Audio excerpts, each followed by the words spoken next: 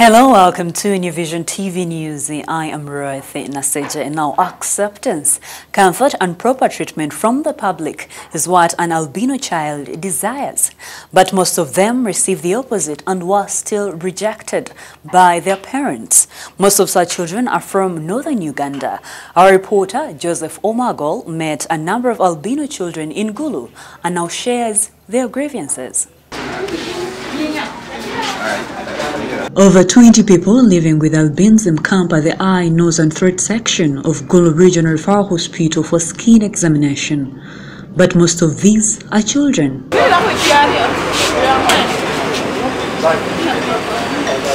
Barbara Anying is a counselor representing people with disabilities in Kwania district. She says when children with albinism are born, most of their fathers run away from home and some never see the need to take care of them. The challenge which I also face from other people, most of people with albinism they neglect them, mostly the parents who are men. Always when they see the wife has produced a child with albinism, they neglect the woman. They don't take the responsibility, and other times they begin accusing you by having sex with a different person. Ben Damascus Mageme is a senior 4 student in Gulu district. He testifies to the act. Sometimes the parents, mostly notably the fathers, they become stubborn. They're like, this woman has produced the gene, what? They give you all sorts of names. Some of them have been refused to be paid at school by their fathers just because they see they are nothing. They see these kids have no hope. They have no hope in them. He states that this does not start and end at home, but discrimination extends to schools where children in his state go to. Cutting from all sections at school, where your fellow students see you as something which is not so much okay. I understand other people are called pig, what, ghost. They give you such names, but if you find that you're not so much strong, you can't manage it. You just give up and you say, I give up. You live life, you live education, you live everything. Mothers say when the fathers see the nature of the babies they have given birth to, they disappear from home. Christina Teng, who lives in Kole district in northern Uganda, has single-handedly raised her now 9-year-old son. The birth of her baby boy, who is an albino, ended the relationship between her and her husband. We were okay, but the time that I delivered, and then I called him. I said that now I've delivered. Then he said, hey, I'll come there. Then he come up to our place. He saw the child. I said, because this child is the first now in our family. I said, now I delivered this child that they call it albino. He said, no problem. That one is God's gift. He went back, even if I called, he just said, I'm going to do, but no response. That is why I said he was not having the hope, because starting from that time, I take the child to the nursery section, no even any help. The tables, however, turned for Patrick Ogwang, who lives in Omoro district, whose wife divorced him after giving birth to 2 babies who were affected by albinism. He says she blamed him for having with blood.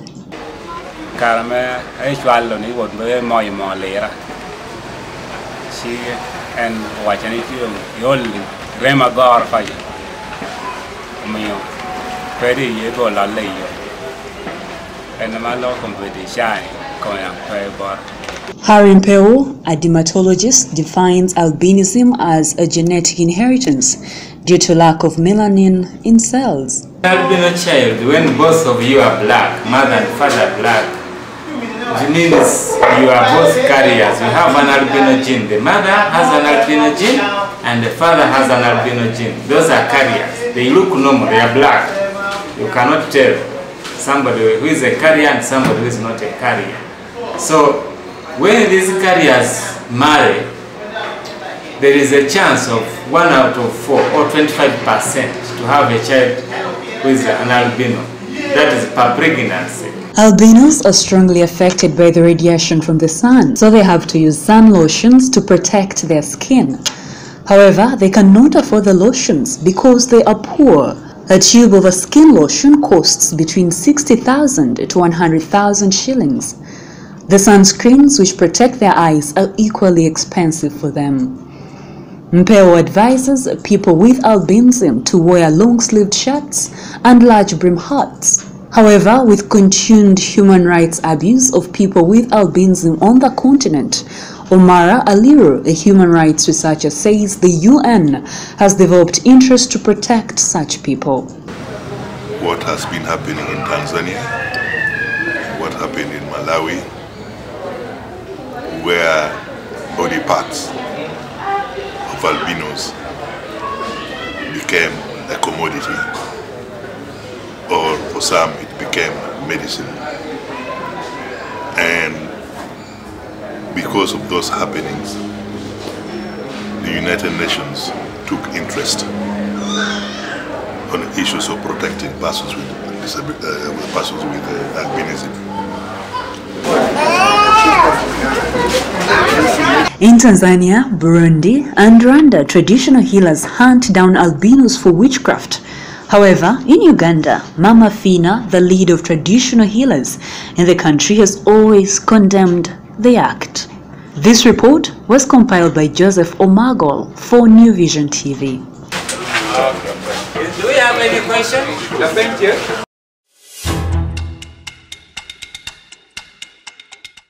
Moving on, Professor Barnabas Nawangwe, the Makerere University Vice-Chancellor, has said the April 30th deadline set for the eviction of illegal tenants, including students residing in non-teaching and teaching staff houses, has not been enforced.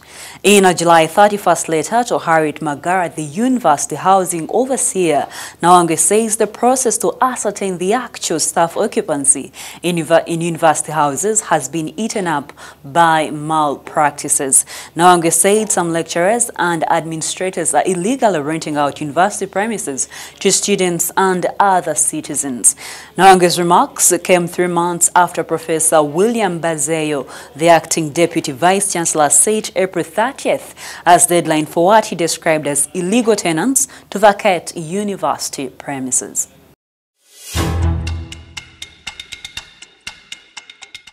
In other news, the Bank of Uganda has expressed reservations about the proposed 0.5% tax on mobile money withdrawals, saying it will retard the growth of financial inclusion. Appearing before the Parliamentary Committee on Finance, which is currently scrutinizing the Excise Duty Amendment Bill 2018, Charles Abuka, the Director of Statistics at Bank of Uganda, yesterday told the MPs that the tax on mobile money transactions seems to reverse the financial inclusion progress.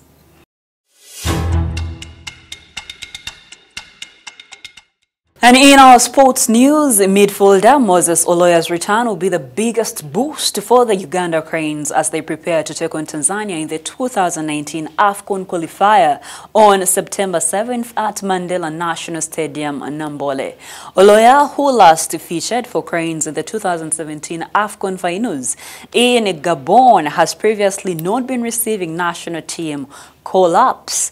The Hanoi Football Club in Vietnam best player was on Wednesday part of the Uganda Cranes team that lost 3-2 to KCCFC in a friendly played at Star Times Stadium in Lugogo.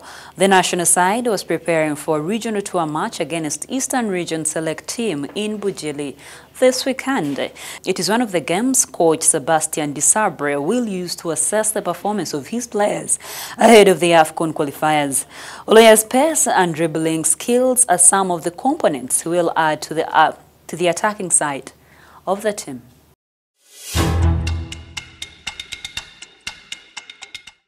You're still watching New Vision TV, and in our daily Pearl of Africa series, we look at Sempire hot springs. Now, Uganda's Empire hot springs are found in the Semiliki National Park. These amazing hot springs can boil up to very high temperatures of up to 103 degrees Celsius. The springs that boil up from the rock bottom to the earth exhibit the great underground geographical forces that have for many centuries ago formed a rift valley. Let's take a look. Empire hot springs are found in Semiliki National Park. The two springs are differentiated by sex. One is a male and the other is female.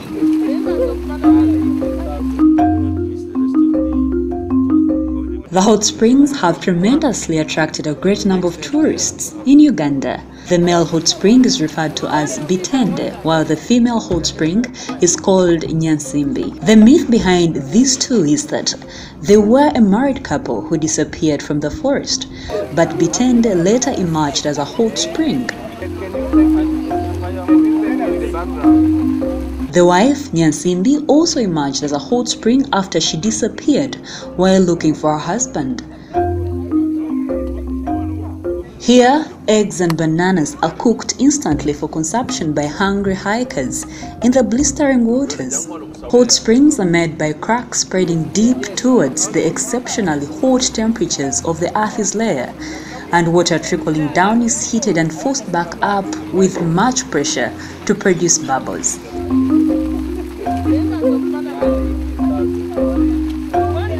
Now, for more Pearl of Africa stories, visit our website www.newvision.co.ug. Our newspaper, The Sunday Vision, is also another home of adventures, so grab your copy every Sunday for Pearl of Africa stories.